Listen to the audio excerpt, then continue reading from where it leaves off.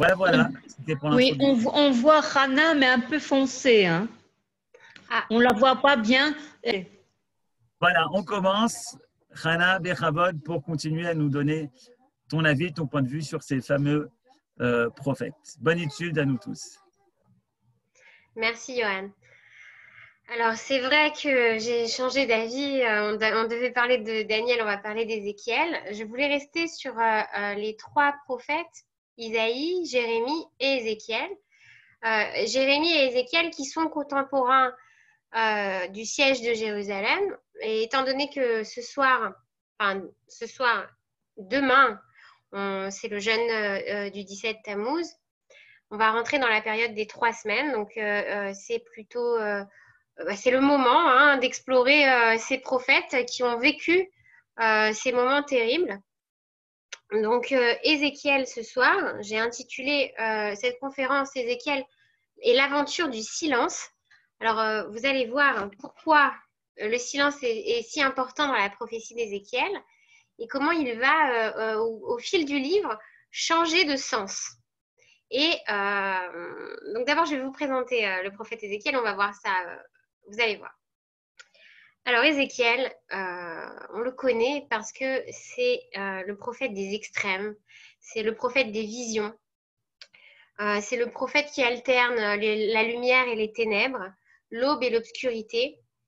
C'est celui qui nous prouve que l'espérance est plus forte que la mort et le mal. C'est celui qui nous parle du châtiment, mais en même temps apporte la guérison. Et c'est celui qui parle aussi bien en des termes durs de la honte du péché et de la grandeur du salut.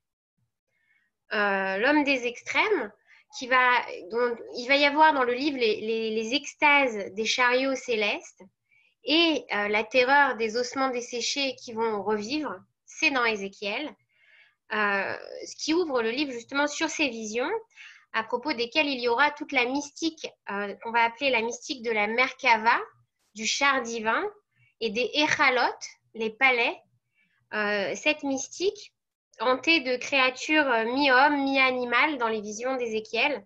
On ne sait pas si on est dans un rêve ou dans un cauchemar. Des images éclatées, des bruits comme dans la fièvre, un mélange de peur et de joie. Le Midrash raconte que lorsque un jeune garçon ouvrait le livre d'Ézéchiel, eh bien, le livre prenait feu.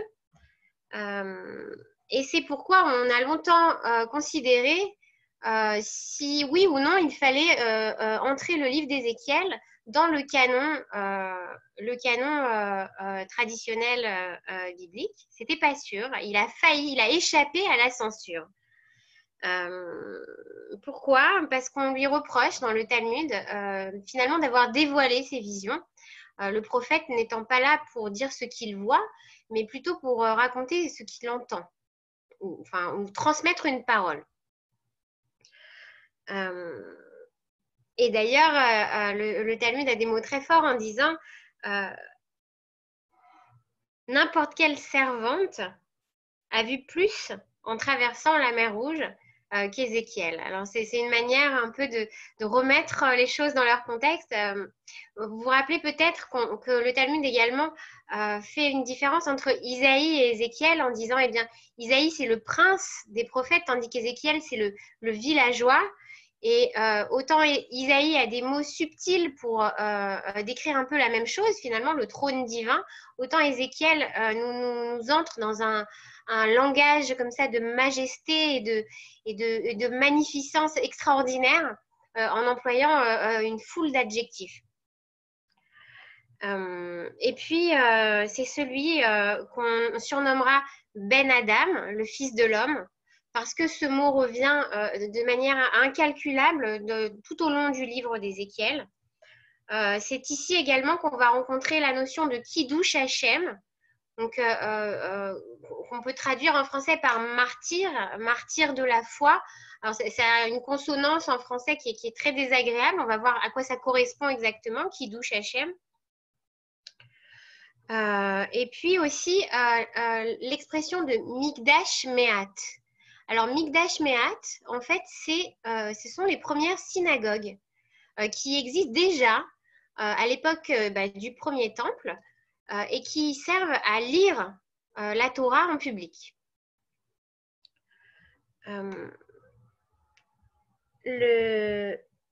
Ézéchiel est contemporain du siège de Jérusalem, mais il ne va pas, il le vit de loin. Alors, comment est-ce qu'il peut à la fois être loin? En effet, Ézéchiel est le déporté par excellence. Il est celui qui est exilé à Babylone. On va le voir, on va retracer un peu l'histoire. Et il revient à Jérusalem, il survole Jérusalem dans un rêve un peu étrange comme ça, où il entre dans Jérusalem, il se promène dans Jérusalem en volant au-dessus de Jérusalem qui est en train d'être assiégée et puis qui va tomber. Donc c'est pour ça qu'il est à la fois loin tout en étant proche, qu'il ressent les choses et en même temps que ces choses-là sont décrites sous le signe de l'imagination. Et puis, évidemment, il y a aussi cette fameuse vision des ossements desséchés dans la vallée des ossements desséchés, ces ossements qui vont reprendre vie dans la vision d'Ézéchiel. Cette résurrection, on va voir aussi à quoi ça correspond. Évidemment, on ne peut pas ne pas penser à la Shoah et à cette faculté de pouvoir recommencer, même quand tout est à l'état de doucement sec et mort. C'est un peu le sens de cette vision. Enfin, en tout cas, c'est comme ça qu'André Neher la lit. Et puis voilà, Ayo Aya Dvar Adoshem El Ézéchiel Ben Bouzi à Cohen. Donc, c'est assez étrange parce que dans ce verset de cette vision, on a un changement de sujet. Va Ani, va Tehi Alav, et va errer. La vision commence par j'ai vu, donc à la première personne, et puis ensuite elle passe à la troisième personne et elle revient à la première personne, comme si Ézéchiel n'était pas toujours acteur de lui-même, comme si quelqu'un ou quelque chose prenait possession d'Ézéchiel. Alors on va voir que c'est sa relation à Dieu. Et on va voir sa manière très spéciale, très unique et spécifique de réagir à cette relation au divin, qui va être complètement différente de celle de Jérémie, par exemple. Dans le traité Chagiga, on nous dit que le livre d'Ézéchiel, en tout cas les mystères de la Merkava, sont interdits. Voilà ce qui est dit.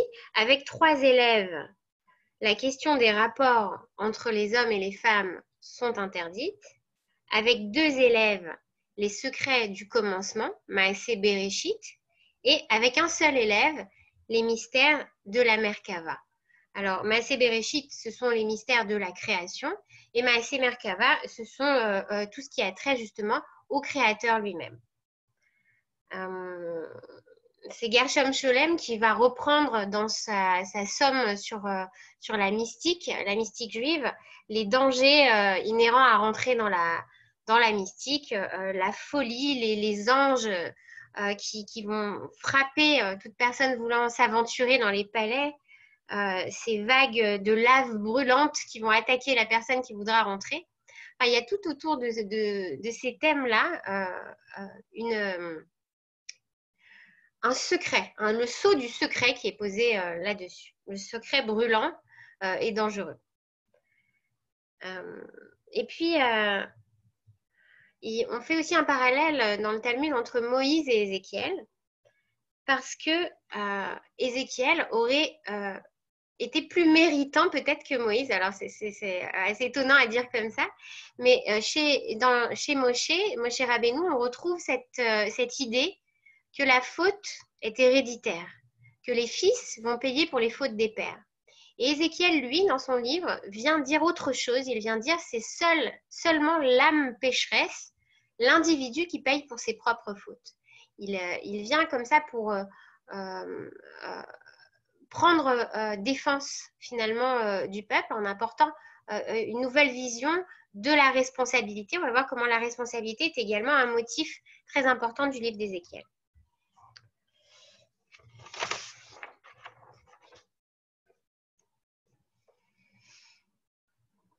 Alors, Ézéchiel fait donc partie des exilés. Vous vous rappelez certainement, enfin, pour ceux qui étaient là sous Jérémie, on avait retracé un peu l'histoire du moment. Et on est après la victoire de Nabuchodonosor contre Néchao, le pharaon à Carchemish. Donc la Chaldée a gagné, a remporté la partie contre l'Égypte. Et c'est maintenant Nabuchodonosor et la Chaldée qui vont diriger et régner sur tout le Moyen-Orient et même au-delà. La Judée s'est soumise à la Chaldée, à Nabuchodonosor, et donc bénéficie d'un régime de liberté intérieure sous autorité chaldéenne. Après un règne de 100 jours, Joachim, donc le dernier roi avant Nabuchodonosor, au moment de la victoire de Nabuchodonosor, est exilé à Babylone. C'est à ce moment-là que Ézéchiel fait partie des exilés qui partent à Babylone. Donc il part avec Joachim. À partir de là, à Jérusalem, Nabuchodonosor va mettre sur le trône un nouveau roi, Sédécias, qui sera à sa botte, soumis à Nabuchodonosor. Mais ce nouveau roi ne voudra pas rentrer dans ce jeu et décidera de ne pas suivre les conseils du prophète, de rester neutre et voudra fomenter une révolte et faire la guerre en essayant d'avoir des alliances avec l'Égypte. Et c'est ainsi que ça finira mal et ça finira par la destruction du temple et la chute totale de Jérusalem. À ce moment-là, on a 3 prophètes. Uriah, qui va être décapité. Jérémie, qui lui est emprisonné à Jérusalem pendant le siège. Et Ézéchiel, donc, qui est à Babylone et qui va être persécuté pour ses prophéties. À ce moment-là, dans le monde, c'est le moment de l'Acropole, dans le monde grec, de Thalès et les mathématiques, des fables d'Ésope, d'Échille, de l'oracle de Delphes. Plus loin, dans l'empire des Han, l'empire chinois, c'est Lao Tzu et Confucius. Et puis, au Mexique, ce sont les temples des Mayas qui sont montés à ce moment-là, pendant que Ézéchiel va voler sur Jérusalem. Alors, Ézéchiel, que va-t-il prophétiser et que va-t-il voir? Et il va voir un tiers du peuple qui va mourir de faim, un tiers du peuple qui va mourir sous le fil de l'épée, sous le glaive, et un autre tiers, un dernier tiers qui partira en exil. Et malgré cela, Ézéchiel, contrairement à Jérémie, va voir l'avenir rayonnant, va voir le peuple entier réuni dans des visions de résurrection, de reconstruction, etc. Et son rêve, pour Ézéchiel, ces visions ont l'air plus réelles que le réel. Il est vraiment dans cette attitude de Rabbi Akiva qui marche sur les ruines au milieu des renards et qui rit déjà en vivant à l'intérieur de lui cette reconstruction du temple. Alors, c'est d'ailleurs intéressant de noter, ça c'est Elie Wiesel qui le relève, que tout au long du livre de Jérémie, il y a des dates très précises pour chaque événement. Et le seul événement qui n'est pas daté, c'est justement cette résurrection des morts, comme si, cette résurrection des morts était quelque chose d'intemporel, d'éternel, qui n'est pas daté. Et ça a trait au messianisme, à la conception du messianisme qui repose dans le livre de Jérémie. Excusez-moi, dans le livre d'Ézéchiel. Alors, Ézéchiel. Donc, déporté en Babylonie. Et à ce moment-là, les exilés de Babylonie entretiennent 2 illusions. Première illusion, une partie de ces exilés pense que le retour est imminent, que la Chaldée va tomber et soutiennent l'Égypte et l'alliance avec Sédécias. Donc, ils soutiennent la révolte. Et ils pensent que Jérusalem va être sauvée sous peu et que tout ça va marcher. Donc ça, c'est la première partie du peuple. Seconde partie de ces exilés, c'est ceux qui se sont regroupés autour de Joachim, donc le roi en exil, et qui pensent que c'est le roi légitime, que Nabuchodonosor va chuter, va perdre le pouvoir, et que Joachim pourra faire un retour triomphal en tant que véritable roi, et que Sédécias n'est qu'un imposteur et une créature de Nabuchodonosor. Face à ces deux attitudes, Ézéchiel affirme ces deux attitudes affirment un messianisme positif et optimisme en pensant que quelqu'un de la maison de David, à ce moment-là, grâce à la fidélité du peuple, peut encore sauver la situation. Il pense encore que c'est possible de sauver les meubles. Et Ézéchiel vient un peu ici faire office de briseur de rêves. D'abord, ça va être par les lettres que Jérémie, Dieu dit à Jérémie d'envoyer des lettres à Babylone pour leur dire que l'exil va durer, que Jérusalem va tomber. Et puis, c'est Ézéchiel qui prend la relève en répétant cette certitude de la chute que tout est déjà trop tard. Alors que chez Jérémie, on sentait cette incertitude, ce Dieu du peut-être, chez Ézéchiel, au contraire, dans tout le livre, il y a une sorte de sérénité, comme si le malheur, au moment même où il arrive, est déjà surmonté. Et ça vient en cela que Ézéchiel, lui, est rescapé, est réchappé, il est exilé, il a réchappé au miracle, il a réchappé au malheur, et c'est le miracle d'être encore en vie alors que tout s'est écroulé, que peut-être on peut ressentir justement dans le livre de Jérémie. Cette reconstruction, cette joie, le miracle dans son sens premier de source d'étonnement d'être encore en vie malgré la catastrophe. Et puis, il y a un renversement des valeurs. Chez Jérémie, alors que tout le spatial, le terrestre volait en éclats et que le temps seulement restait absolu, eh bien chez Ézéchiel, il y a ce retour terrestre, ce retour israélo-centré, cette pensée d'une reconstruction matérielle et d'une continuité de l'alliance, finalement, au-delà du malheur. Donc, Ézéchiel nous apporte finalement l'espérance beaucoup plus forte qui manquait chez Jérémie. Alors,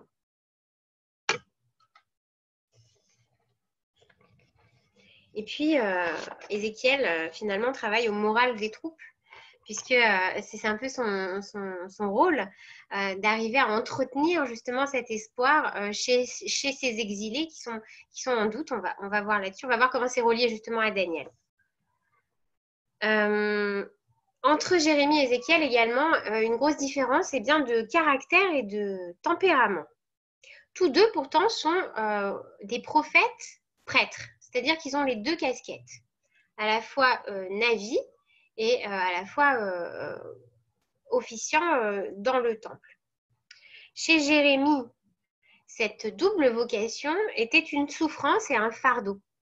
Chez Ézéchiel, au contraire, cette vocation a quelque chose de volontaire, a quelque chose de l'efficacité. Ce rôle est essentiel pour lui-même et il se met en scène lui-même dans ses prophéties. Il y a les visions d'Ézéchiel qui voient véritablement le temple reconstruit et toute la société hébraïque organisée à nouveau. Quand on cherche les bases d'un État religieux hébreu, c'est dans le livre d'Ézéchiel qu'on trouve justement toute cette organisation parfaitement décrite, avec Ézéchiel au centre, qui joue le rôle du prêtre qui va officier. C'est véritablement un agent de Dieu qui a une place dans cette utopie.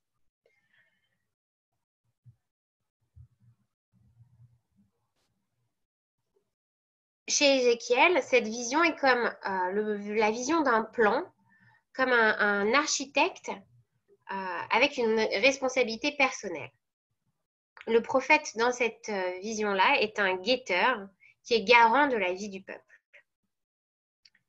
Et son intervention sur terre est comme s'il était le chevalier de Dieu. D'où, pour ceux qui ont compris la référence de la photo qui accompagnait le descriptif du cours, c'est dans le film de Pulp Fiction, il y a un acteur qui joue justement le rôle, qui cite Ézéchiel à chaque fois qu'il fait quelque chose, qui rend justice lui-même. En fait. Donc le dialogue entre Dieu et le prophète est poussé. On a aussi, comme chez Jérémie, un théocentrisme et le retour comme l'exigence divine absolue. Et puis encore, comme chez Jérémie, cette dimension de la violence de Dieu et de l'acte divin gratuit. Malgré vous, par la force, je serai votre roi. Et on va voir comment ça s'articule exactement. Et au même moment, au moment d'Ézéchiel, contemporain d'Ézéchiel, en Babylone également, il y a le prophète Daniel. Alors le prophète Daniel, lui, a ce qu'on appelle des apocalypses dans sa prophétie, c'est-à-dire qu'il prophétise la fin de l'histoire. Et André Neher dit que le prophète Daniel, dans ses prophéties, sort du temps de l'Alliance. Le messianisme est alors une science. On peut le calculer, le quantifier, et la route n'est pas seulement unique, elle est également ultime. C'est la dernière route. Et c'est le refus, l'apocalypse, ce que les chrétiens vont continuer, vont entretenir justement l'apocalypse chrétienne. Ça va être le refus de la prophétie qui est dans l'achèvement de l'histoire. Alors que la prophétie, pour André Neher en tout cas, et les penseurs de l'école de pensée juive de Paris, comme Eliane Amado-Lévy-Valency, mais chez Manitou également, c'est cette tension qui dynamise l'histoire vers un avenir meilleur.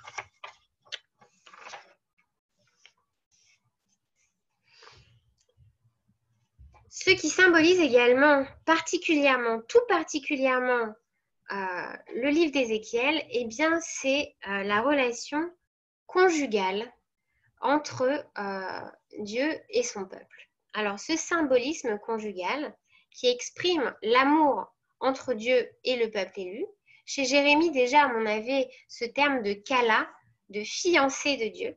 Chez Ézéchiel, on a et dodim, l'époque des amours. L'époque des amours en parallèle avec le moment du mariage malheureux. On avait Ish et Isha, l'homme et la femme, et puis on traverse cette période de la destruction de Jérusalem qui va être comme un divorce et une répudiation, et on tend vers un avenir meilleur, vers une réconciliation, vers un dépassement de cette situation catastrophique entre l'homme et la femme, au moment où, et ça Eliane Amado-Lévy-Valency revient sur cette formule, tu ne diras plus, tu pourras dire Ishi et non pas Baali, non pas mon maître, mais mon Ishi, pas mon homme, mais mon intime, comme Ish et Isha qui se dans leur complétude et leur égalité dans cette complétude.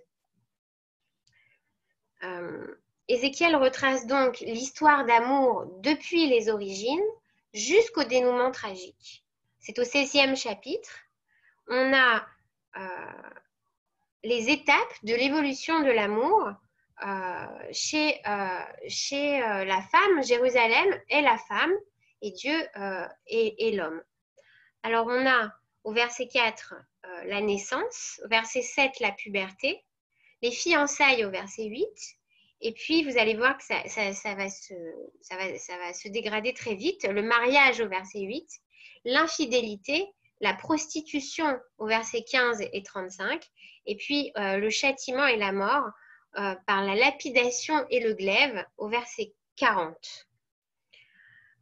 Chez Osée déjà, le prophète Osée, il y avait cette tension entre amour et passion, Eros et agapé.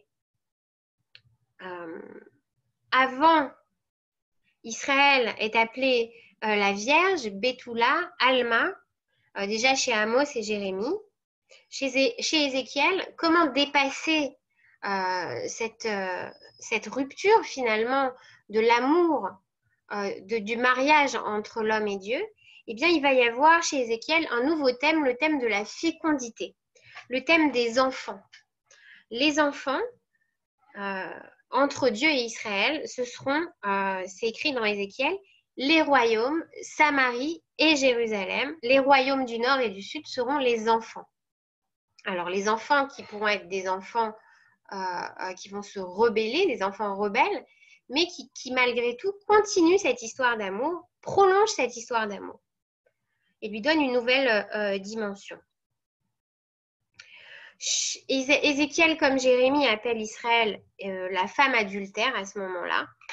Donc dans cette infidélité qui va passer par une prostitution volontaire de Jérusalem, et les conséquences seront l'abandon, la répudiation, le divorce, la mort de certains enfants, comme on avait vu chez Jérémie, et le veuvage, puisque Jérémie va perdre... non, Jérémie n'aura pas le droit de se marier. Vous vous rappelez, Jérémie n'a pas le droit de prendre femme.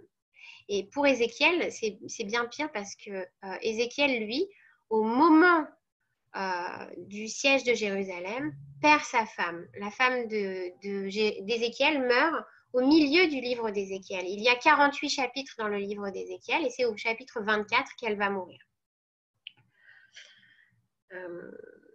Et pourtant, il y a quand même chez Ézéchiel, eh bien, le retour et la rédemption, la réconciliation et comme un nouveau mariage, comme ce Béréchit, cette nouvelle jeunesse qu'on trouvait également chez Jérémie. Alors, comment est-ce qu'on est passé de l'un à l'autre?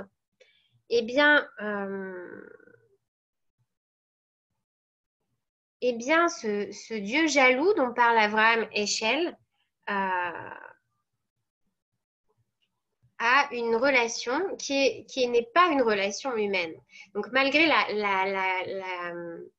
comparaison qu'il peut y avoir entre le symbolisme conjugal et la relation entre l'homme et la femme, la relation entre le peuple et Dieu est de l'ordre de l'éternel et de l'ordre du retour, de la teshuva. Dieu pardonne là où l'homme, lui, ne pourrait peut-être pas pardonner.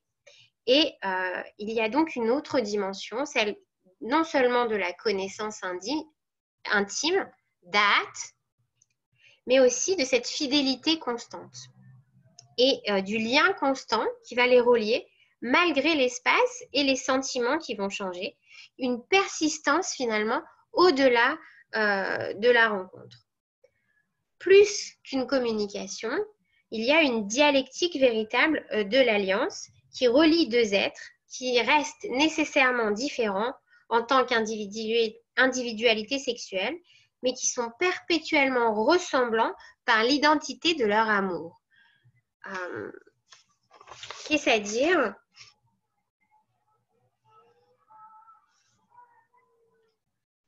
Eh bien, c'est un jeu conjugal qui alterne entre la proximité et la distance, le jaillissement et la lassitude, la connaissance et l'infidélité, dans un éternel mouvement dramatique. Et c'est ce mouvement, dit André Neher, qui s'appelle l'histoire. Et les tranches d'amour de ce mariage correspondent aux différentes tranches de l'histoire.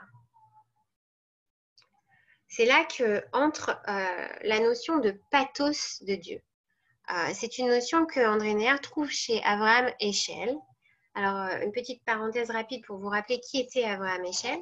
Abraham Échelle, né en 1907 à Varsovie et mort en 1972 à New York, vient d'une famille chassidique.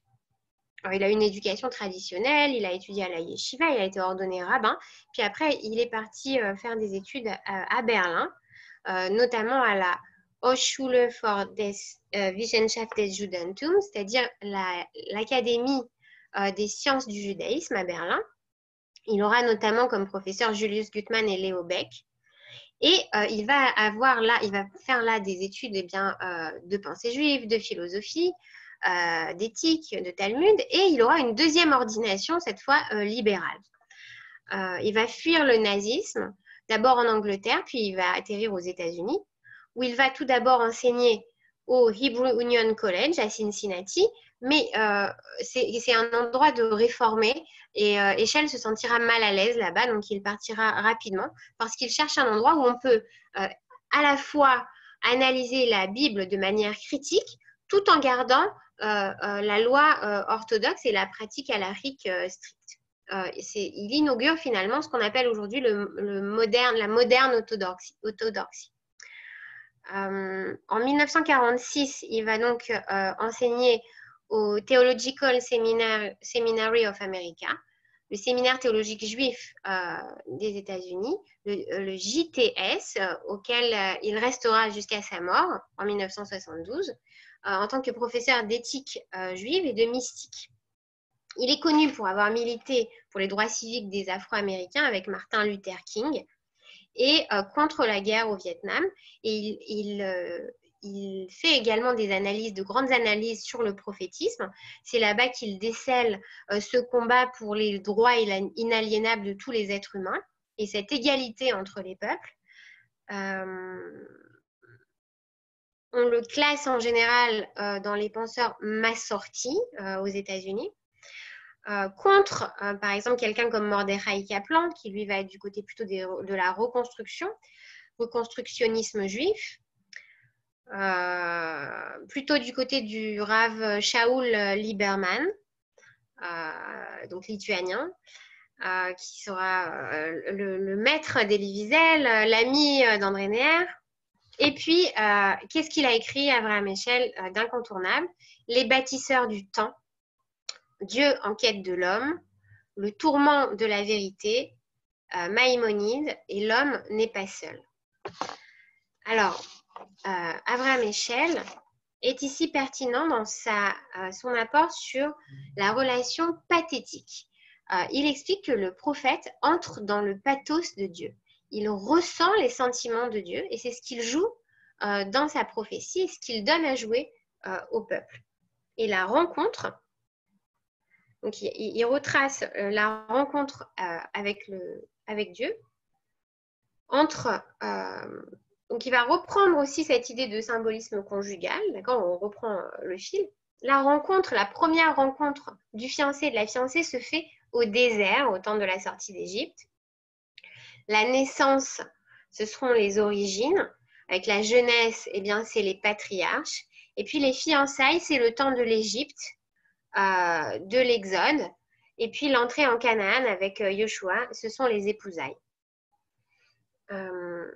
Témoignage et preuve d'amour, eh bien, c'est la confiance que Israël va mettre dans le Dieu qu'il va suivre en disant « Naase venishma ». Et cette attente de Dieu est une direction vers laquelle doit tendre une existence traversée par le temps. Comme disait le prophète Amos, prépare-toi à la rencontre avec ton Dieu comme un fiancé qui attend sa fiancée sous la roupa au moment clé. Et à ce moment-là, chaque rencontre avec le divin sera une régénération, une véritable régénération religieuse et morale immédiate. Comme à chaque fois, une nouvelle alliance re-signée, comme une nouvelle création du monde à chaque moment. Et puis, les enfants sont l'incarnation du lendemain de cette union. Ils prolongent l'amour et attestent de cette réalité, ce que Manitou va traduire dans son concept de tolédote, de génération, l'histoire des générations. Neher va en parler également, mais lui va plus mettre l'accent sur la relation finalement du mari et de la femme. Donc on a, comme vous le voyez, une conception très optimiste des choses. C'est toujours l'entrée de Dieu dans l'histoire, par la grâce, ou par l'absurde, ou par la violence, mais toujours une continuité et une cohérence installée par le plan divin. L'amour dans la brite, comme le dialogue dans le cœur de l'homme, de Dieu et de l'homme. Et ce qui va définir la connaissance, ces moments de rencontre, donc pathétiques entre le divin et l'humain, c'est en Kabbalah la rencontre du type d'ordre sexuel. C'est pour ça qu'on dit la date, la connaissance intime, et ça donne une nouvelle définition à l'histoire, un nouveau sens. Pourquoi? D'abord parce que les deux partenaires ont une attitude active dans cette histoire et réciproque. Ce sont des motifs qui vont se retrouver autant chez Eshel que chez Neher. Et le temps de la brite, le temps de la possession du Baal est surmonté par justement cette notion de fidélité qui traverse le temps et qui va aller au-delà des vicissitudes, au-delà des trahisons, au-delà de tous ces mots d'oiseaux dont est qualifié Jérusalem dans le livre d'Ézéchiel, travestissement. Ézéchiel emploie le mot de toeva, abomination, prostitution, viol, adultère, etc. Eh bien, la notion de fidélité éternelle entre Dieu et son peuple élu arrive à dépasser cela, et c'est ce qui va permettre de passer du tzedek, de la justice divine, à la dimension du chesed, à la dimension de la grâce de Dieu à l'intérieur de l'histoire. Et c'est un scandale finalement, un scandale un scandale pour les nations qui ne comprennent pas comment, c'est une des sources de l'antisémitisme, ça c'est un petit aparté, comment Dieu peut pardonner des choses que l'homme ne pardonne pas. Ça c'est juste une piste de pensée à explorer. Alors, on arrive enfin à cette aventure du silence. Alors,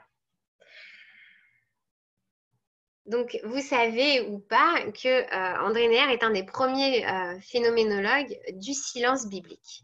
Dans son livre « L'exil de la parole »,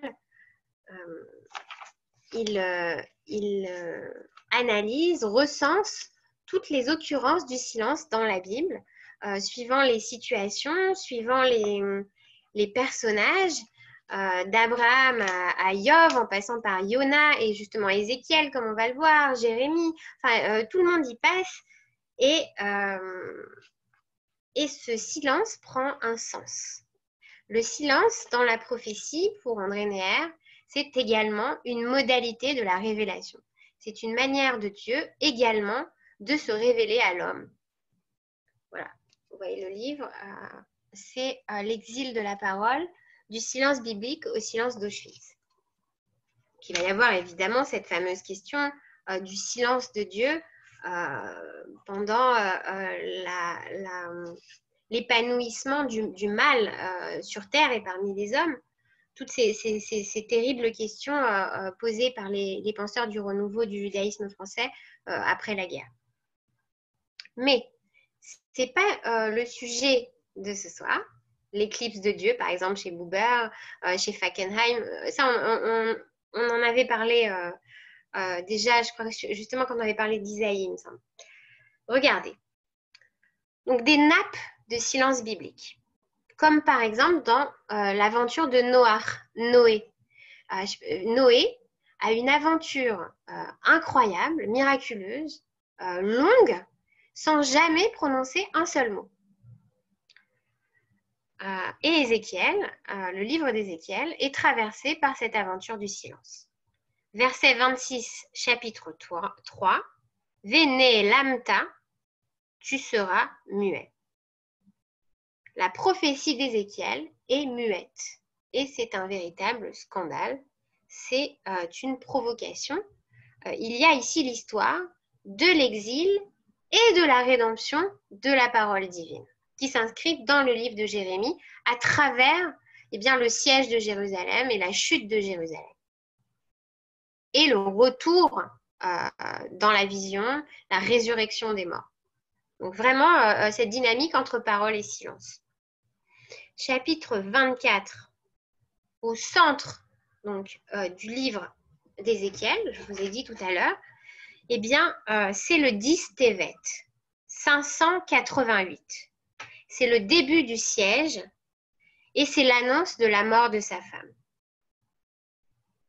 À partir de ce moment-là, Ézéchiel va s'emmurer dans un silence qui va durer très longtemps.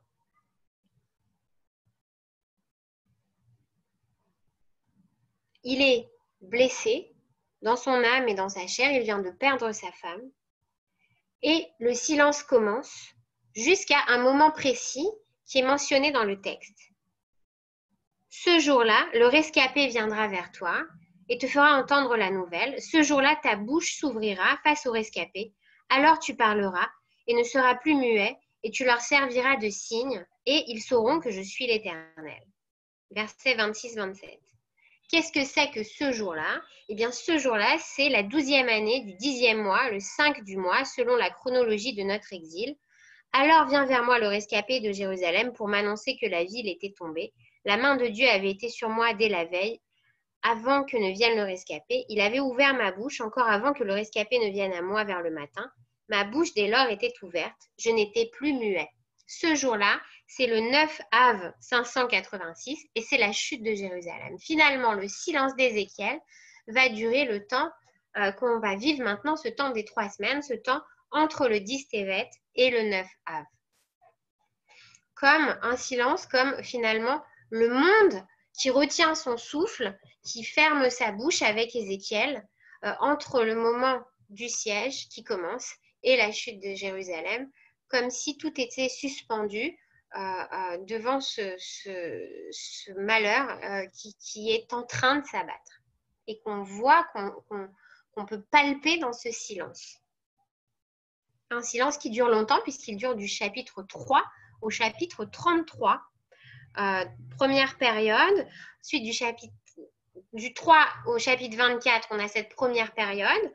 Du chapitre 24 au 33, on a l'intensification, puis la fin du silence. Et chapitre 37, on aura enfin la résurrection de la parole. Ce silence est éloquent. Et pourtant, il est plein d'une parole. Le livre d'Ézéchiel n'est pas blanc, les pages ne sont pas blanches, au contraire, elles sont remplies. Quelque chose a été dit, quelque chose qui a percé le silence. Alors, il y a en critique biblique tout un tas d'explications psychologiques, physiologiques sur Ézéchiel qui aurait été pris d'épilepsie ou qui n'aurait pas pu supporter la parole divine, et c'est pourquoi il se serait tué à ce moment-là. Mais André Neher fait le choix théologique de l'analyse biblique et c'est un Dieu du paradoxe qui se révèle à ce moment-là. Le prophète et Dieu, tous les deux, vont choisir le silence comme modalité de la révélation d'une part, donc pour Dieu, et pour Ézéchiel, la modalité de l'être. C'est en tant qu'homme que Ézéchiel choisit le silence. C'est en effet un silence prophétique, un silence qui a une dimension verticale. Verticale car il proclame le partenariat de l'homme avec Dieu.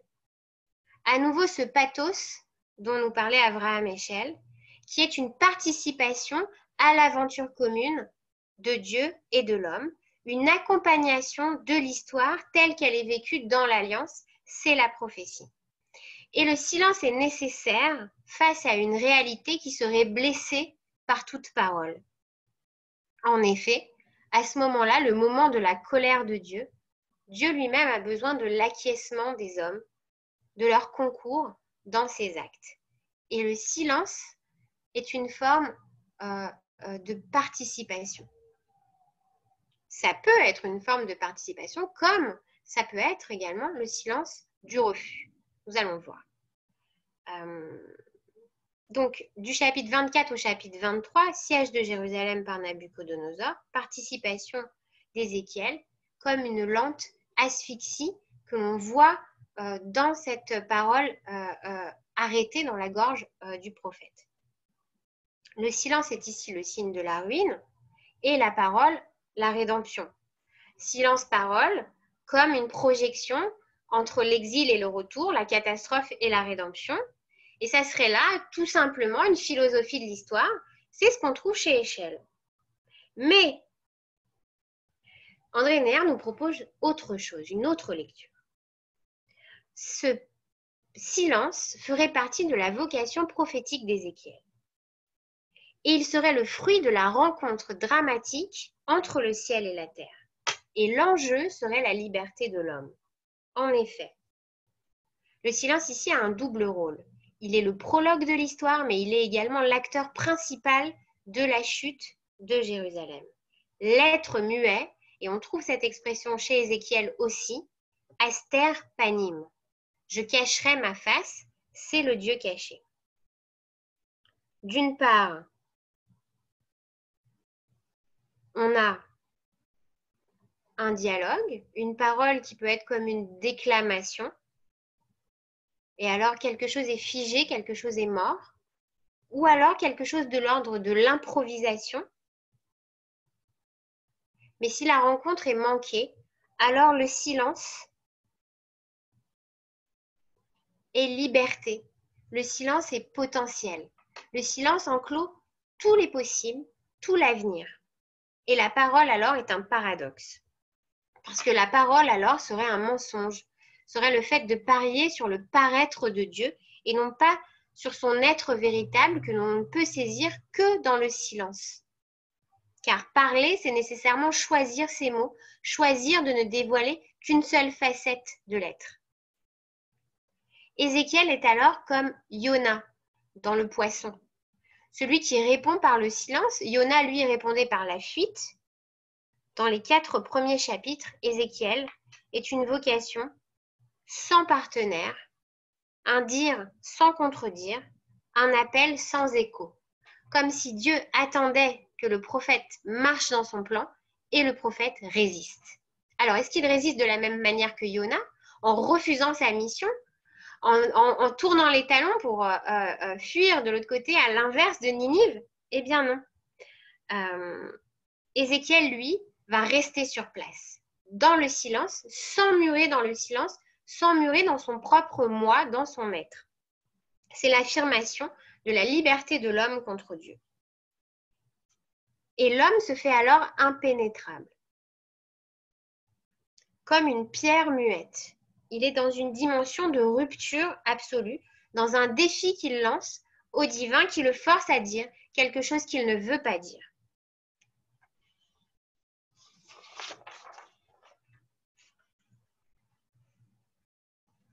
Ce n'est pas une chasse à l'homme, comme dans leur relation au prophète Yona, c'est un combat singulier. Et Ézéchiel ne cède pas. C'est peut-être pour cela qu'il aura des visions aussi proches de la réalité de l'être de Dieu, du trône divin, justement, peut-être parce que il sera resté entier dans son humanité face au divin. Et vous allez voir quelle va être l'attitude de Dieu face au silence d'Ézéchiel. Il oblige Dieu à compter avec son silence et à entrer dedans. Le silence d'Ézéchiel est une arme, une protection de sa personne, de son intimité, de sa liberté,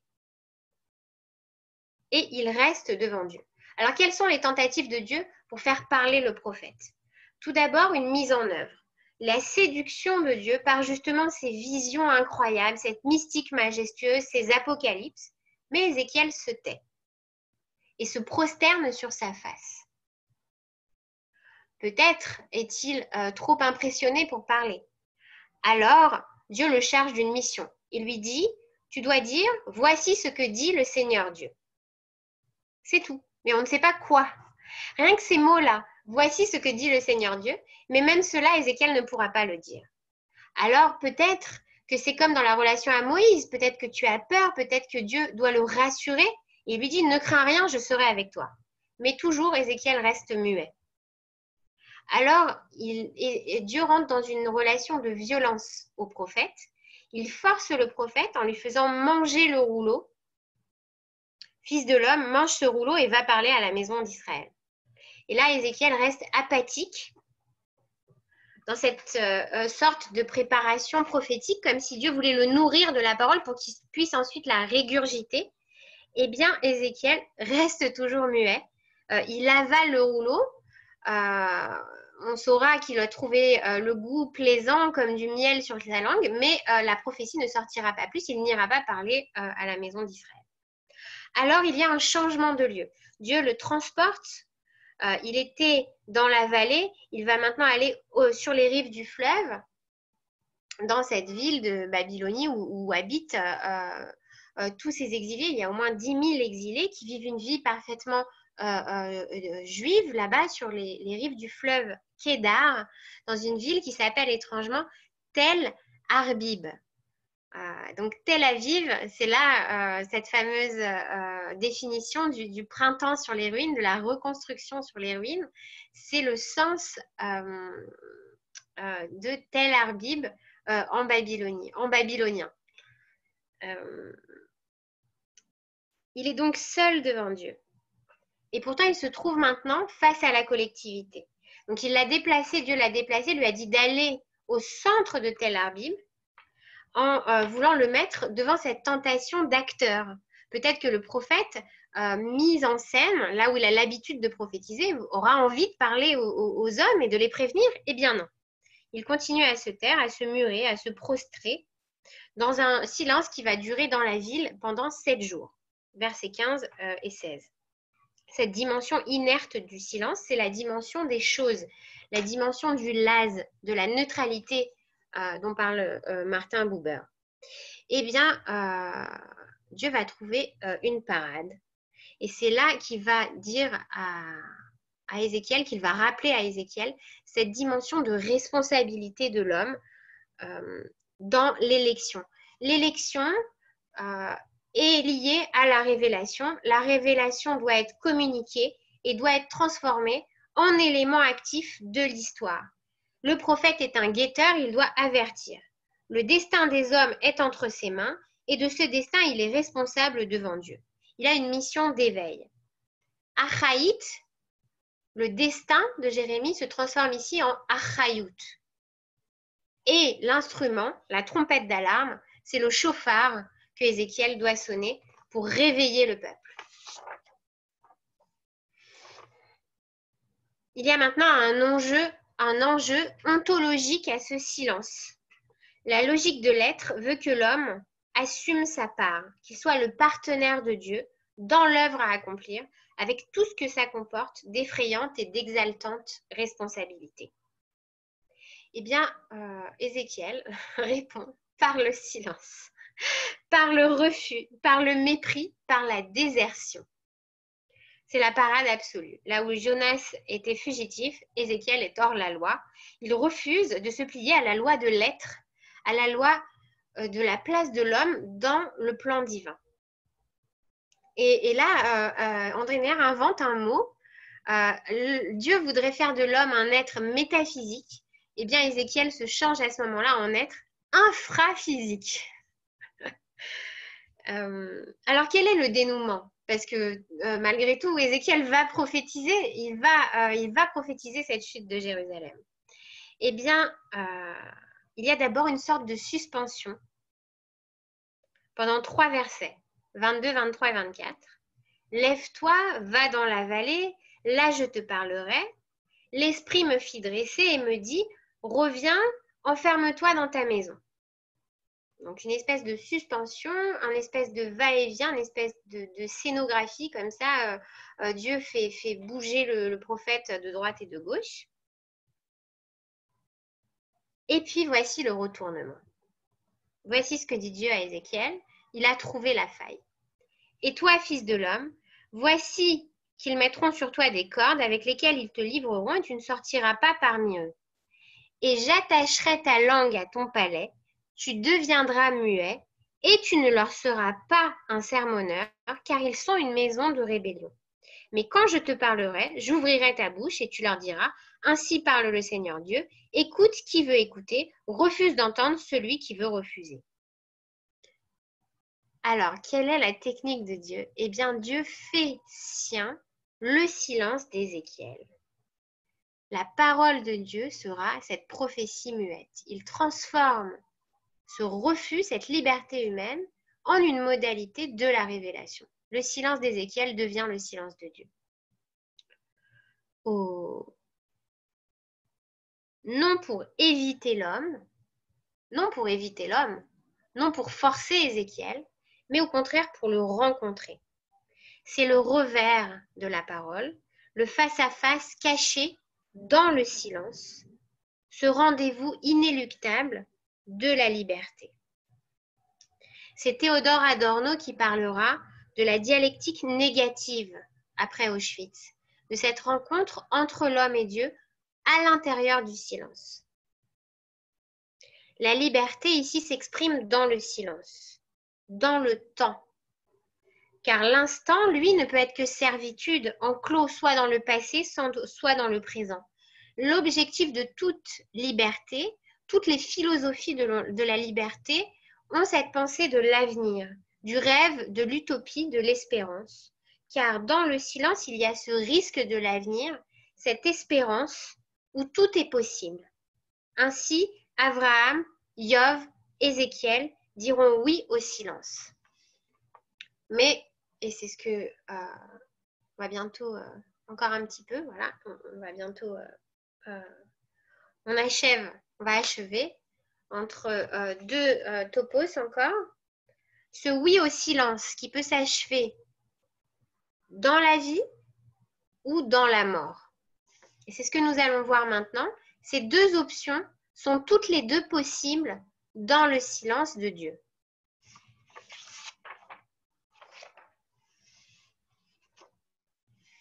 Alors, le silence, je vous avais parlé au tout début de ce motif de Kiddush Hashem.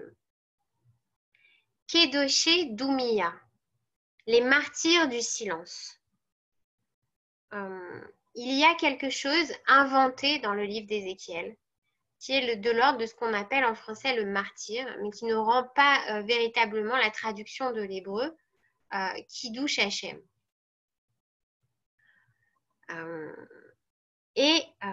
C'est signifié par un trait blanc noté par la Massorette entre le premier et le deuxième verset du chapitre 20 du livre d'Ézéchiel. Il y a là-bas un blanc.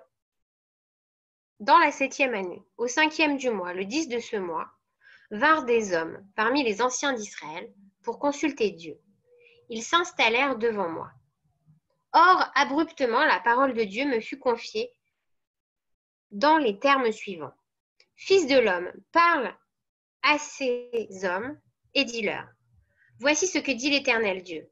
Comment, c'est pour me consulter moi que vous venez, par ma vie, je ne me laisserai pas consulter. Par vous, parole de l'Éternel Dieu. Ézéchiel 20, 1 et 2. C'est le scandale, c'est le rejet, c'est l'expulsion des hommes venus consulter le prophète pour entendre la parole de Dieu et Dieu refuse par la bouche du prophète.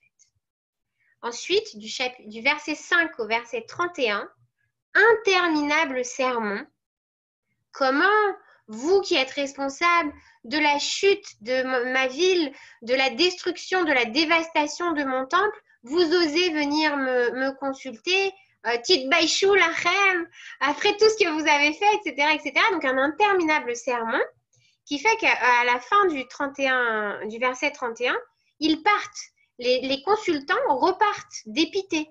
Et le prophète alors, verset 32-33, leur court après dans la rue, les attrape par le collet et les ramène de force. Par ma vie, dit l'Éternel Dieu, d'une main forte, d'un bras étendu, d'une colère déversée, je régnerai sur vous. Double violence à signifier la rupture et en même temps, au même moment, à dire qu'elle est inconcevable. Et cet enchaînement se fait par le silence qui est la seule vraie parole. Mais Rachi nous dévoile l'arrière-pensée des consultants. Pourquoi est-ce que Dieu est si dur envers ses consultants? Maola al-Ruchachem, Shoel Rachi. Qu'est-ce qui leur est monté derrière la tête? Pose comme question Rachi. Eh bien, il venait savoir si c'était la fin de l'alliance ou non. Si cette destruction de Jérusalem, ce siège, la capitulation, le règne de Nabuchodonosor signifiait réellement la fin de l'alliance. Et si donc le contrat était terminé, s'ils étaient à nouveau libres de reprendre leur vie d'êtres humains normaux, non séparés des nations, comme tout le monde. Ils sont las du flou et de l'incertitude de ce va-et-vient entre alliance, rupture de l'alliance, Dieu est avec nous, Dieu n'est plus avec nous, le silence, la parole, ça suffit. Énéas propose une autre réponse à la question de Rachi. Peut-être qu'au contraire, ils étaient las d'y voir trop clair. Ils étaient las de ce trop-plein de l'alliance, d'être accablés par ce joug et de devoir toujours être les premiers rôles de l'histoire humaine. Et il lit cela dans ce ils s'assirent devant moi, ils s'installèrent devant moi pour me consulter, a dit Ézéchiel. S'asseoir, c'est finalement signifier cette nostalgie du silence et du calme d'être comme tout le monde. Mais la parole du prophète la parole de Dieu est alors adressée au prophète à la place de la parole des hommes. Vous avez vu que dans ce passage, on n'entend pas ces consultants parler, on ne sait pas ce qu'ils disent, parce que Dieu parle avant eux. Pour leur signifier qu'il n'y a pas d'abri à Dieu et que ce face-à-face, ce panim al panim, est fait de paroles et de silence, de cette dialectique de l'alliance qui est une alternance des dieux. Et si on sépare et qu'on reste soit seulement dans la parole de Dieu, soit seulement dans le silence de Dieu, ça devient quelque chose de mort, ça devient une idole. Cette dialectique, où, écrit André Neher, le visage de chaque partenaire rayonne de la lumière qui lui vient de l'autre. Mais qui étaient ces consultants, demande Rashi, et il répond, c'était Hanania, Michaël et Azaria, les compagnons de Daniel, au chapitre 3. Alors, Daniel, rapidement, très vite, Daniel fait partie des déportés en Babylonie avec ses amis Hanania, Michaël, Azaria. Nabuchodonosor a choisi les plus beaux enfants juifs parmi les exilés et ils les ont habillés de frais, ils les ont rasés et ils les ont mis dans le palais pour être élevés en chaldéen. Ce sont véritablement ces enfants de l'assimilation, de l'exil. Ils vont avoir des noms chaldéens. Daniel va s'appeler Baltachar, Hanania Shadak, Michaël Mashak et Azaria Abednego. Et pourtant, ils résisteront de toute leur force, par exemple. Ils continuent de manger cachère. Alors, comment font-ils alors qu'on leur présente du vin et des viandes? Ils décident de ne manger que des légumes et de l'eau. Le Midrash raconte qu'on leur dit que s'ils continuent sous ce régime, ils vont tomber malades et Nabuchodonosor ne voudra pas les garder à la cour et les fera tuer. Ils répondent, regardez dans quel état nous sommes dans 10 jours. Si dans 10 jours, vous nous trouvez trop faibles, vous nous renverrez. Et puis, ce régime va parfaitement scier à ces jeunes enfants élevés en chaldéen. Daniel, c'est lui qui va interpréter les fameux rêves de Nabuchodonosor avec cette statue d'or. Et après cette interprétation des rêves, Nabuchodonosor va faire élever une immense statue d'or comme dans son rêve, en disant « Prosternez-vous devant ma statue ». Et là, évidemment, ils vont refuser. Daniel, en premier, va refuser et sera sauvé par Dieu. Il sera jeté dans la fournaise de feu. Non, qu'est-ce que je raconte? Non, là, je dis une bêtise. Daniel, il n'est pas... Daniel, c'est les lions. Daniel, il est jeté dans la fosse aux lions. Et après l'épisode de Daniel, Nabuchodonosor dit à ses jeunes compagnons, prosternez-vous devant la statue, sinon vous serez jetés dans la fournaise. Et ils répondent devant tout le monde, nous refusons de nous prosterner devant l'idole, nous croyons en notre Dieu, il viendra nous sauver. Et après, ils rentrent chez eux. Et c'est à ce moment-là qu'ils vont voir Daniel en disant à Daniel, devant tout le monde, on a montré notre foi en Dieu sauveur, mais dis-nous, Daniel, toi, est-ce qu'il va véritablement nous sauver? Donc, derrière, au fond de leur esprit, ils avaient ce doute quand même que peut-être Dieu ne les sauverait pas s'ils sautaient dans le feu. Et avec cette incertitude, Daniel leur dit, allez consulter Ézéchiel. Et que leur dit Ézéchiel? Qu'est-ce que répond Dieu? Non, je ne les sauverai pas. Non, je ne me laisserai pas consulter par vous. Vous êtes la cause de la ruine, de l'incendie, de l'exil, etc., etc. Et Ézéchiel a beau dire à Dieu, mais ce sont des rescapés, ce sont des innocents, c'est la fine fleur de ce qui reste des déportés. Peu importe, Dieu ne changera pas d'avis. Et c'est là qu'ils vont inventer ce Kiddush Hashem. Vechen la. Et sinon, et s'il ne nous sauve pas, et malgré tout, eh bien, nous sommes prêts à ne pas nous prosterner. Nous garderons la foi en Dieu, même si lui a perdu la foi en l'homme. Vechen la, ce malgré tout, c'est en hébreu ken lo, ce mélange de oui et de non, ce mélange d'être et de néant, qui provoque non pas le désespoir, mais l'acte volontaire, le choix libre dans cette liberté totale de l'homme complètement abandonné par Dieu, dans le silence de Dieu qui lui laisse le choix. Non, je ne te sauverai pas. Alors que vas-tu faire? Et l'homme décide quand même de se porter volontaire. Mi kamocha baelim, qui comme toi est parmi les dieux, qu'on peut lire aussi, mi kamocha baelmim, qui comme toi parmi les muets. Pour la suite de l'histoire, ils seront tout de même sauvés par Dieu, ils ne mourront pas dans la fournaise. Mais ils ne le savaient pas quand ils ont sauté dans le feu. Donc ça, c'est oui au silence de Dieu dans la mort. Alors, pendant la Shoah, il y aura toutes ces akédotes qui ne seront pas sauvées et qui, malgré tout, prendront ce risque du silence de Dieu. Alors, on va finir par ce oui au silence du côté de la lumière, du côté de la vie, avec eh bien, cette résurrection, cette vision des ossements desséchés qui reviennent à la vie.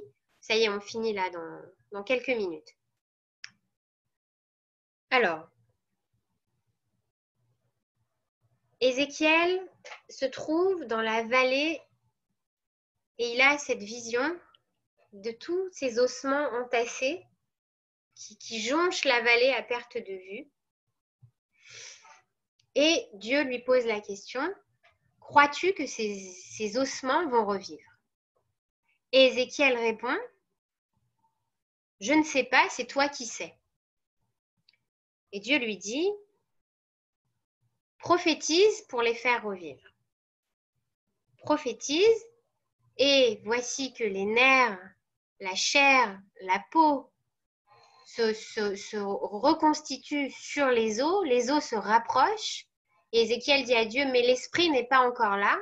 Et Dieu lui dit, il faut que tu prophétises pour que l'esprit vienne. L'esprit doit venir des quatre coins. Prophétise pour que l'esprit vienne. Et l'esprit vient des quatre coins. Et les ossements se relèvent.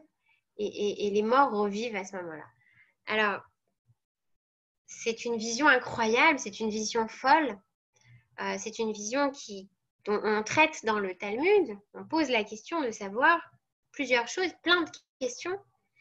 Premièrement, qui sont ces ossements? À qui appartiennent-ils? Alors, une des réponses, ce sont les justes de la vallée de Dora. En Chaldée, Nabuchodonosor avait pris donc les plus beaux des enfants juifs et ils étaient tellement beaux, raconte le Midrash, qu'ils provoquaient le plaisir chez les femmes chaldéennes, qu'elles ne pouvaient pas détacher leurs yeux de ces jeunes hommes.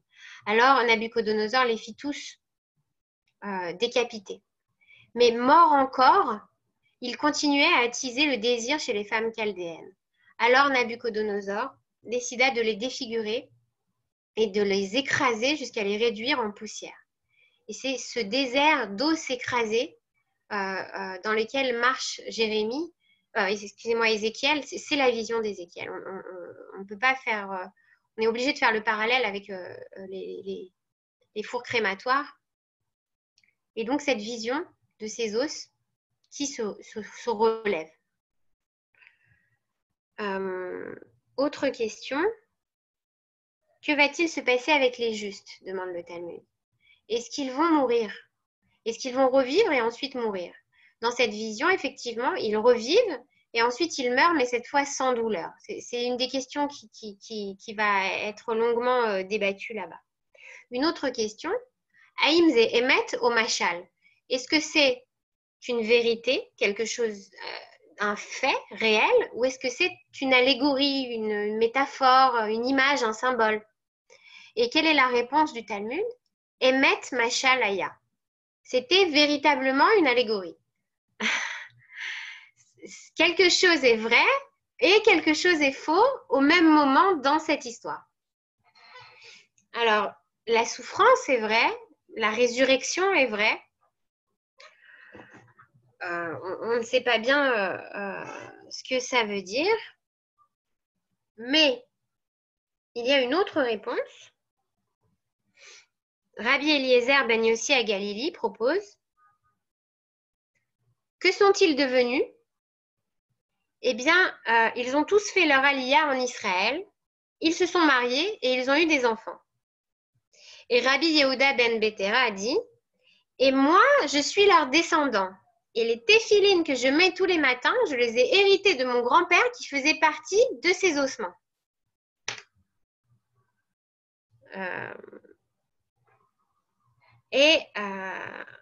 Et puis, il y a cette participation, encore, dont on parlait tout à l'heure, le prophète comme partenaire de Dieu. Ça ne marche pas si le prophète ne prophétise pas. Il lui dit: prophétise pour que l'esprit vienne. L'esprit doit venir des quatre coins. Qu'est-ce que ça veut dire? Toute la maison d'Israël. Contrairement, c'était Isaïe, le prophète du reste, qui pensait qu'une partie du peuple allait mourir et une partie allait survivre. Eh bien, pour Ézéchiel, tout le peuple, toute la maison d'Israël va revivre et va revenir. Tous les ossements desséchés, toute l'espérance détruite, tous les perdus, ainsi parle le Seigneur Dieu: j'ouvrirai vos tombes et je vous ferai sortir de vos tombes et je vous ramènerai dans le pays d'Israël et vous saurez que je suis Dieu.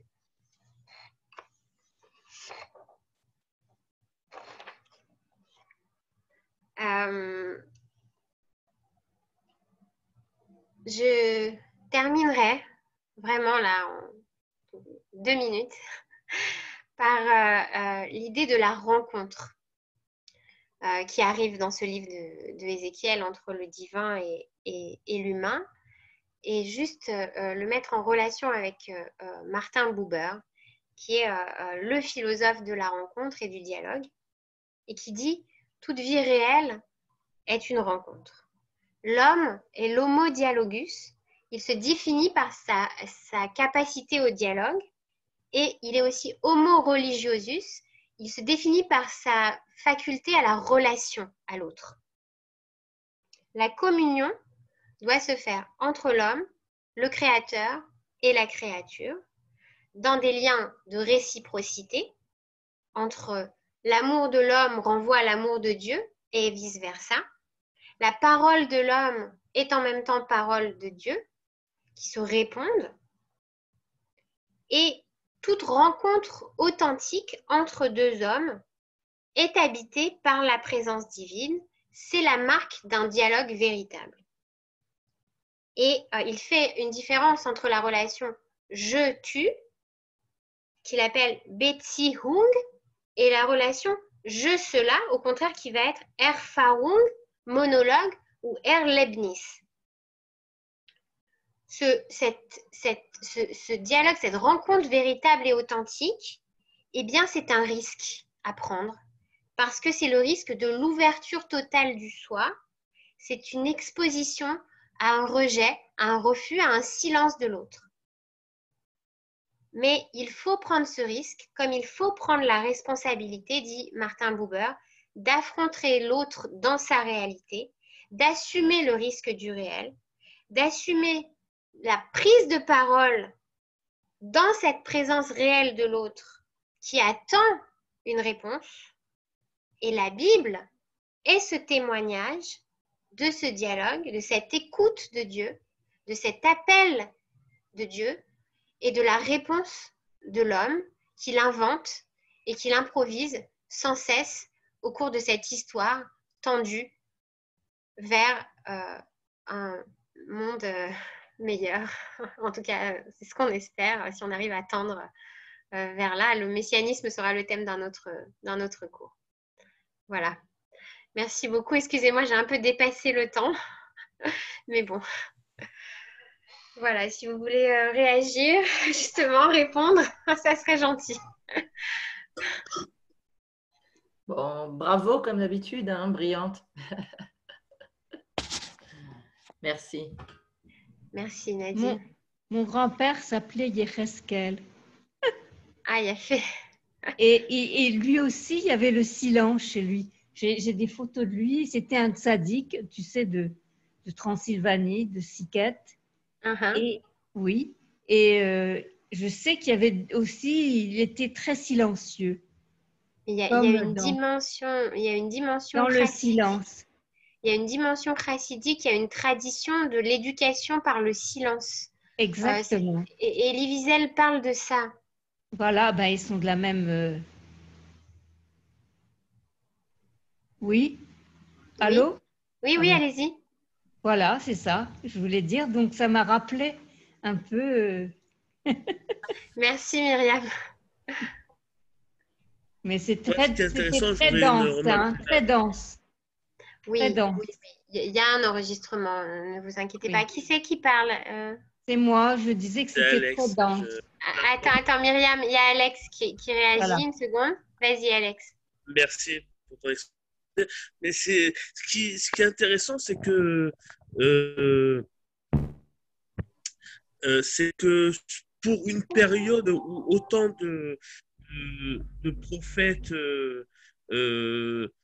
de renommée tels que Jérémie, Yecheskel, Daniel, qui assistent à la destruction du temple et finalement ils sont impuissants face à ce constat, comme une espèce de ils sont livrés un peu à Oui, complètement. Oui, oui. l'idée, quoi. Il y a rien. Oui, oui. C'est Complètement. Attends, on n'entend pas. Ça saute. On n'entend pas à la fin. Non, voilà, non, c'est une question, voilà, c'est juste, Mais oui. Mais ça- c'est justement, c'est là que se place la pensée d'André Neher, justement dans cette... il y a un déterminisme, il y a une fatalité, il y a une histoire qui s'écrit, qui est écrite par Dieu. Et pourtant, et ça c'est la thèse que je soutiens et que je trouve chez André Neher, c'est pour ça que je dis que c'est un penseur existentialiste juif, c'est qu'il soutient la liberté de l'homme, l'improvisation, la création dans cette histoire qui a l'air pourtant d'être complètement réglée déjà. Et c'est ce qu'on voit dans l'attitude dans l'histoire. Là, la chute de Jérusalem, elle est inévitable parce que c'est trop tard, parce qu'il faut détruire pour pouvoir reconstruire. C'est une pensée qui est aussi très dure, mais elle enclôt au moment de la destruction la reconstruction. C'est-à-dire, il y a la guérison au sein même de la maladie, en fait. Dans le mal, il y a déjà le remède. Donc pour les nostalgiques de la prophétie, bon finalement c'est pas non plus la réponse à tous les mots innés au peuple quoi, au peuple juif quoi. C'est pas non plus. Alors ça c'est la définition de la prophétie en fait. La prophétie c'est pas comme chez les Grecs celui qui voit ce qui va se passer. Le prophète, c'est celui qui transmet la parole de Dieu, c'est le porte-parole et c'est aussi l'avertisseur, le guetteur, comme on a défini aujourd'hui. C'est celui qui dit « Attention, suivant le chemin que vous allez prendre, vous pouvez changer l'histoire. » Il n'est d'ailleurs jamais écouté par les rois, par le peuple. Hein. Ouais, c'est vrai. Je l'ai jamais écouté, ouais.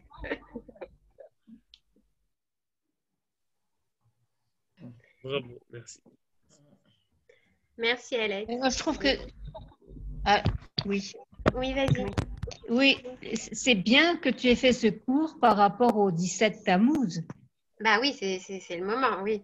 Bah, Justement, ouais. Il y a eu 3 cours. Il y a eu Isaïe, Ézéchiel, Jérémie. Ils sont enregistrés, comme ça vous pourrez les étudier pendant cette période des 3 semaines. C'est le moment, ouais. Mais pour revenir à ce que tu disais, Alex, sur la fin de la prophétie, c'est un dioun entre les lecteurs justement de l'histoire. Il y a ceux qui pensent que la prophétie s'est arrêtée avec la destruction du second temple et que c'est terminé, que maintenant il faut inventer une nouvelle manière de vivre sans parole divine, justement.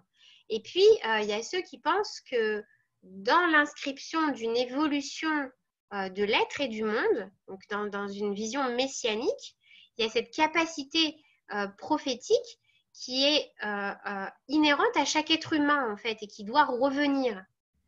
Et c'est parce que, justement, on est encore dans le silence de Dieu, on est encore dans cet exil de la parole, qu'on n'est pas encore dans cette capacité de révélation-là, dans cette modalité de connaissance qui est autre, mais qui est possible.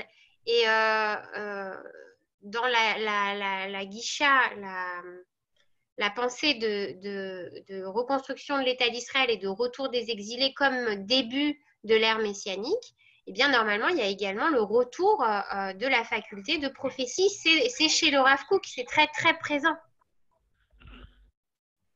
Mais d'un autre côté, bon, le Talmud a tranché, dans le sens où elle dit Chochma Gdola Manevoa au final. On passe à la période de la sagesse. Bon, on a passé une étape voilà, supérieure et je ne sais pas si elle est révolue. Mais, c'est très intéressant, c'est très intéressant. Le Talmud a été constitué en exil essentiellement. Le Talmud, il y a le Talmud Bavli qui est une pensée de l'exil en fait, et puis le Talmud Yerushalmi qui va porter sur d'autres choses. Et comme tu dis, on a tranché, mais on a tranché en termes de halakha. Quand on considère le programme d'études, par exemple, du Rav Kook, c'est un programme qui est un programme total qui englobe halakha, Agada, Kabbalah, au même niveau les unes que les autres, pour justement arriver à retrouver cette dimension-là. Et l'étude de la Kabbalah, elle est considérée comme une continuation de la prophétie. oui. Tu vois? Donc, ça prend d'autres formes, mais après, On assimile encore malgré tout aujourd'hui Kabbalah, de l'ésotérisme. Ça reste toujours un peu cette espèce de mysticisme comme ça où on a du mal à... Mais d'accord, Satan fait une oui, on parlera de Kabbalah une autre fois. Bien qu'on y ait touché ce soir, il y a plein de thèmes qui sont des thèmes de Kabbalah. Énormément de thèmes. C'est Merkava, c'est Merkava, évidemment. Nissim, peut-être. Il est là encore, Nissim, ou pas? Où il est parti? Non. Merci beaucoup, Gaël. Est-ce qu'il y a d'autres remarques? On doit méditer sur tout ça et on va surtout réécouter les cours enregistrés. Très dense, très dense. Merci beaucoup, Gaël. Merci à tout le monde. Merci beaucoup. Faites attention à vous, que lors du jeûne demain, faites attention à vous. Vous avez vu que les personnes qui sont des personnes à risque par rapport au corona ne sont pas obligées de jeûner. Il vaut mieux ne pas jeûner. Ils ont même l'obligation